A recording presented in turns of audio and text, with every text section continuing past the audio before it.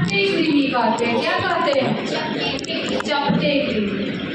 इस संघ के प्राणी पृष्ठाधार रूप से चपटे होते हैं, यानी पृष्ठीय भाग इनका चपटा होता है, इसलिए वे क्या कहते हैं?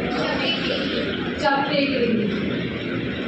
इस संघ के अधिकांश प्राणी मनुष्य एवं अन्य प्राणियों में अंतःपरजीवी के रूप में मिलते हैं। इस संघ के अधिकांश प्राणी मनुष्य एवं अन्य प्राणियों में, मनुष्य एवं अन्य प्राणियों में अंतःपरजीवी के रूप में मिलते हैं। अंतःपरजीवी का मतलब हुआ वे जीव जो किसी जीव शरीर के अंदर रहकर पोषण प्राप्त करते हैं। वे जीव जो किसी जीव शरीर के अंदर रहकर क्या प्राप्त करे? पोषण प्राप्त करे, उसे बोलेंगे अंतःपरजीवी। इस संघ के जीव मनुष्य के अंदर या किसी अन्य प्राणियों के अंदर रहकर उनसे क्या प्राप्त करते हैं? पोषण प्राप्त करते हैं, इसलिए इन्हें अंतःपरजीवी के रूप में भी जाना जाता है। ये द्विपाद से समृद्ध होते हैं, मतलब कि इनके केवल एक सतह से विभाजित करने पर ही दो बराबर भाग प्राप्त होंगे। किसी और सतह से विभाजित करने पर इनके दो बराबर भाग प्राप्त नहीं होंगे। इनके केवल एक सतह से ही दो बराबर भाग प्राप्त हो सकते हैं, कोई और सतह से दो बराबर भाग प्राप्त नहीं हो सकते। ये त्रिकोणीय होते हैं,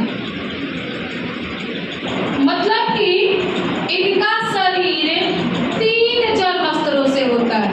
इनका शरीर कितने जन्मस्तर? 3 जन्मस्तर से होता है। Ectoderm, mesoderm, endoderm.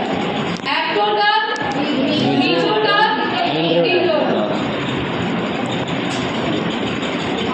इनमें ये अप्रगुणी होते हैं, मतलब कि इनमें कोई सीलोम, इनमें कोई प्रगुहा नहीं पाया जाता है। इनमें अंग स्तर का शारीरिक संगठन मिलता है। इनमें अंग स्तर का, यानी इनमें उत्तक मिल करके क्या बनाए हैं? अंग का निर्माण कर चुके हैं। इनमें उत्तक मिल करके क्या बना चुके हैं? अंग। ये पहला फाइलम है जिनमें अंग स्तर का शारीरिक संगठन मिल रहा है। इनमें अंकुश तथा चूसक पाए जाते हैं। इनमें अंकुश तथा चूसक पाए जाते हैं। अंकुश मतलब भूख जैसी संरचना, अंकुश मतलब भूख जैसी संरचना, चूसक मतलब चूसने वाला, चूसक मतलब भूख भूखे फंसाने वाला। इनमें अंकुश जैसी संरचना पाई जाती है कि अगर ये किसी बॉडी को पकड़े तो वो अपने मुख से, अपने अंकुश से उसको क्या कर ले? फंसा ले। क्या कर ले? फंसा ले। इनमें चूसक पाए जाते हैं कि ये बॉडी के अंदर प्रवेश कर सके, इनसे क्या करे? चूस ले, इनके न्यूट्रिएंट्स को चूस ले। ठीक है, इसमें अंकुश भी पाए जाते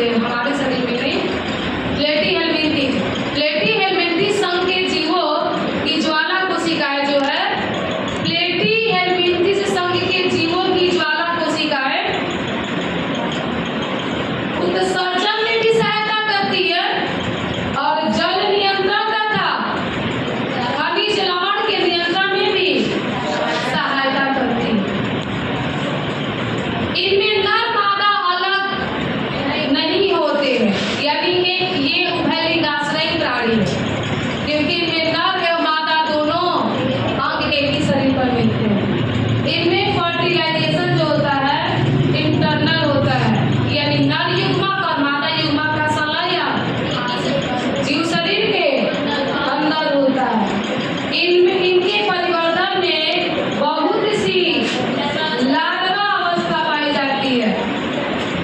इनके विकास में, इनके परिवर्तन में एक लार्वा अवस्था नहीं बल्कि बहुत सी लार्वा अवस्था पाई जाती है। ठीक है।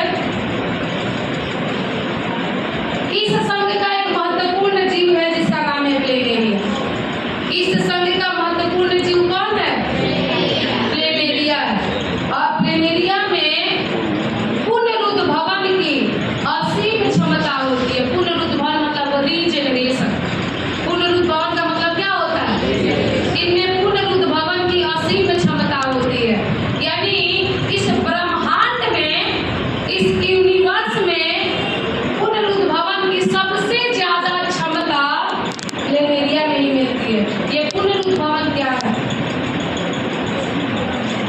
प्लेनेरिया का शरीर अगर कट फट जाए तो उनका हर टुकड़ा एक शरीर का, एक कंप्लीट शरीर का निर्माण कर देगा। इसे ही बोलते हैं पुनरुद्भवन या रीजेनरेशन। जैसे छिपकली की पूंछ कट जाती है तो पुनः उनकी पूंछ वापस आ जाती है, लेकिन प्लेनेरिया में कोई एक पार्ट नहीं, उनका कोई भी पार्ट टूटकर अलग हो जाए, उनका उस टुकड़ा से पूरा का पूरा शरीर तैयार हो जाएगा। तो सबसे ज्यादा पुनरुद्भवन की क्षमता इस यूनिवर्स में इसमें मिलती है, प्लेनेरिया। इस संघ के उदाहरण है कुछ तीमिया, जिसको पीता कृमि कहते हैं। जिसको क्या कहते हैं? पीता कृमि। और एक है फेसियोला, जिसको पर्णकृमि कहते हैं।